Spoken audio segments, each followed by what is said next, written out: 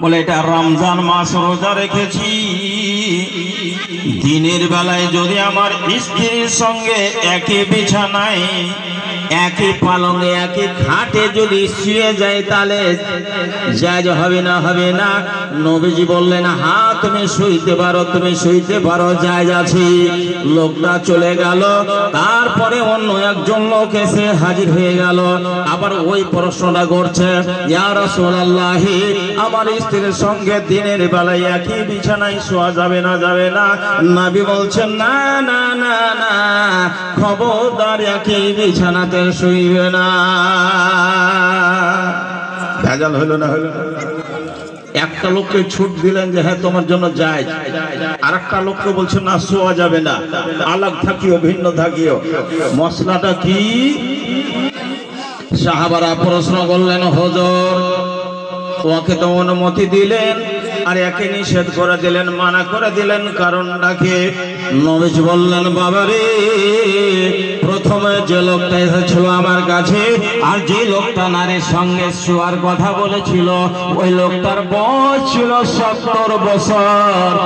আর শরীরের মধ্যে, বডির মধ্যে যে একটা মানুষের তৃপ্তি থাকে সেই জিনিসটা নাই, এর মর্দানি শক্তি কমজোর, দুর্বল হয়ে গেছে। এই জন্য বললেন এর যারাতে কোনো খাতরা হবে না, কোনো ভয় নাই, এই জন্য নারীর সঙ্গে শেষ হয়ে যেতে পারে। 2 নম্বরে যে লোকটা এসেছিল এর বয়স হলো 30 থেকে 35 বছরে, এর আগুন তেজ আছে, ইবারদের শক্তি আছে, এই জন্য একে মানা করে দিলাম, খবরদার তুমি দূরে থাকবি। তাহলে বয়স হিসাবে রাসূল বললেন, নাজায়েজ কথাটা বললেন না, বললেন একটু সরে থাকিও। আয়েশা সিদ্দিকা রাদিয়াল্লাহু তাআলা আনহা এবং উম্মে সালমা রাদিয়াল্লাহু তাআলা আনহা আল্লাহ রাসূলের নারী, তিনি বললেন যে রোজার দিনে আল্লাহ রাসূল সাল্লাল্লাহু আলাইহি সাল্লাম একই বিছানায় থাকতেন, তবে নবীজির নিজের নফসের উপরে যতটা কন্ট্রোল ছিল অতটা কন্ট্রোল এই যুগের মানুষের নাই। এই জন্য নবীজি বলে দিলেন যে তোমরা একটু সাবধানে থাকবে, কারণ রোজার অবস্থায় যদি গন্ডগোল হয়ে যায় তাহলে বিরাট বিপদের সম্মুখীন হয়ে যাবে। হাদিস বুখারী। রাসূলুল্লাহ সাল্লাল্লাহু আলাইহি ওয়াসাল্লাম সাহাবায়ে কেরাম বসে আছেন, সাহাবায়ে কেরাম মানে রাসূলের ছাত্র সব নিয়ে বসে আছেন। হঠাৎ করে একটা লোক সামনে দিয়ে চলে আসছে, এসে বলছেন ইয়া রাসূলুল্লাহ হে হালাকতো, আমি বরবাদ হয়ে গেলাম, নষ্ট হয়ে গেলাম। নবী জিজ্ঞেস করলেন কি হয়েছে রে বাবা, কেন তুমি নষ্ট হয়ে গেলে? বললেন হুজুর ইন্নী ওয়াকাতু আলা ইমরাতি ওয়া আনা সাইমুন। নবীজি রমজান মাস ছিল, রোজার অবস্থায় আমার স্ত্রীর সঙ্গে আমি সহবাস করে ফেলেছি আর তার সঙ্গে আমি সংগ্রাম করে ফেলেছি। নবী গো আমি তো আল্লাহর কাছে গুনাহগার, পাপী কতটা হয়েছি হুজুর বলে দেন।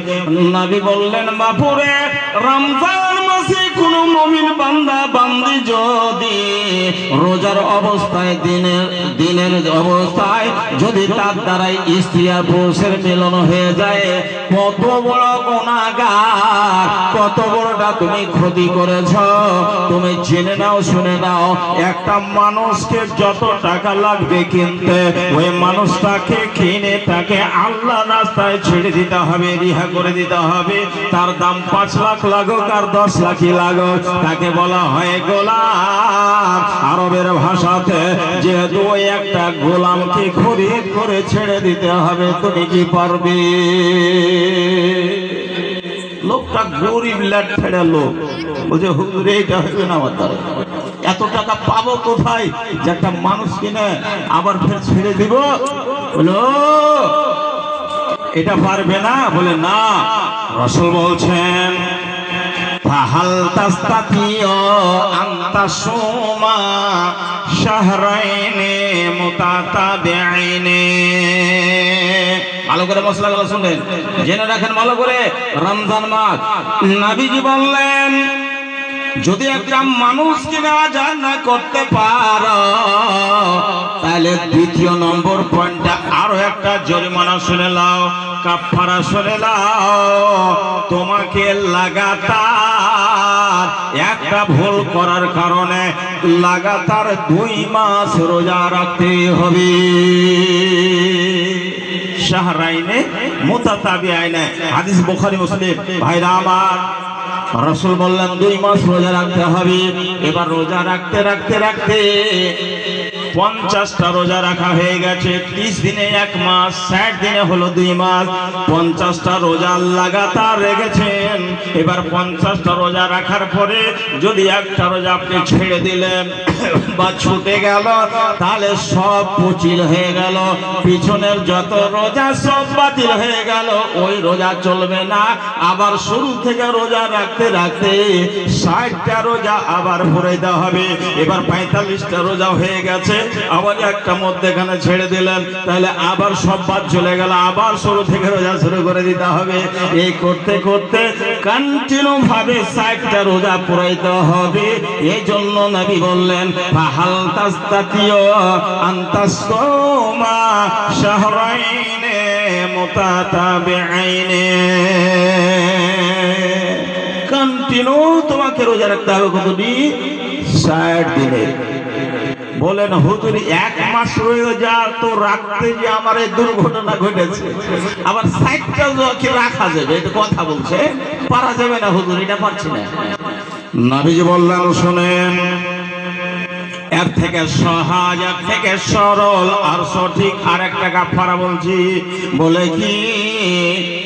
বলে তুমি 60টা মিসকিন ফকিরকে ডেকে তাকে পরিপূর্ণ পেট ভরে কি তুমি খাওয়াইতে পারবে? বলেন হুজুর আরো শক্তি নাই। বলে আরো শক্তি নাই, 60টা ফকির মিসকিনকে খাওয়ানো যাবে না। এবার রাসূল চুপ করে বসে গেলেন। সাহাবারা কেউ মুচকি মেরে হাসছেন, কেউ বসে আছেন। এমন সময় একজন সাহাবী গেলেন, আর কোন রাওয়ায়াতে আছে সাহাবীরা চান্দা করলেন, একটা বোরাতে খেজুর পরিপূর্ণ বোঝ করে এনে রাসূলের সামনে হাজির করে দিলেন। বলেন হুজুর এই বোরা খেজুরের বোরা নেন, 60টা ফকির মিসকিন যাকে খাওয়াইতে হবে খাওয়াইতে দেন। বলে যে প্রশ্ন করেছিল যে লোকটা দুর্ঘটনা ঘটেছে ওই লোকটাকে ডেকে আনো। সাহাবীটা এসে হাজির হলো। বললেন তোমার ঘটনা ঘটেছে? বলে হ্যাঁ।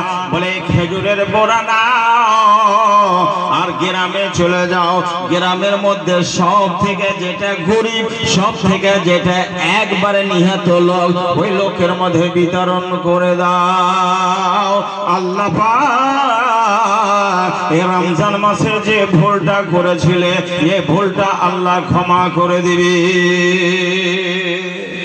সাহাবী বলছেন হুজুর একটা কথা বলবো। বলে কি কথা? বলে এলাকার মধ্যে আমার থেকে গরিব লোক আর কেউ নাই, সব থেকে বড় গরিব হলো আমি। তো আমার থেকে যখন বড় গরিব কেউ নাই তো কার বাড়তে আপনি বাড়তে যাবো মালটা আপনি বলেন তো? রাসূল হাসতে লাগলেন। সহিহ বুখারী। রাসূলুল্লাহ হাসতে হাসতে সাহাবীরা বলছেন যে হুজুরের সামনে কার দাঁত গালাও দেখা গেল, এত জোরে হাসলেন। তারপরে হুজুর বললেন যাও খেজুরের বোরা নিয়ে যাও, তোমার ছেলে মেয়ে স্ত্রী রেখে দাও, ওরাই। বুঝতে বললেন? আল্লাহর প্রিয় হাবিব জনাবি মুহাম্মদুর রাসূলুল্লাহ সাল্লাল্লাহু আলাইহি ওয়াসাল্লাম বলেন আল্লাহ যে রমজান মাস আমাদের উপরে নাজিল করেছে এটা রহমত নয়, আল্লাহর পক্ষ থেকে একটা রহমত। সাহাবায়ে কেরাম সারা বছর অপেক্ষা করতেন কখন রমজান মাস আসবে, কখন রমজান মাস আসবে, আর আল্লাহ রহমতের দরিয়াতে আমরা ভেসে যাব। আল্লাহ পাক বলছেন ইয়া আইয়ুহাল্লাযীনা আমানু কুতিবা আলাইকুমুস সিয়ামু কামা কুতিবা আলাল্লাযীনা মিন ক্বাবলিকুম লাআল্লাকুম তাত্তাকুন। হে পৃথিবীর ঈমানদারেরা, আল্লাহ তোমাদের ওপরে রোজাকে ফরজ করেছে। শুধু তোমাদের ওপর নয়, তোমাদের পূর্বপুরুষ যারা ছিল তাদের ওপরে রোজা ফরজ হয়েছিল। এই রোজার কারণে তোমরা দিনদার মুত্তাকি পরহেজগার হয়ে যাবে।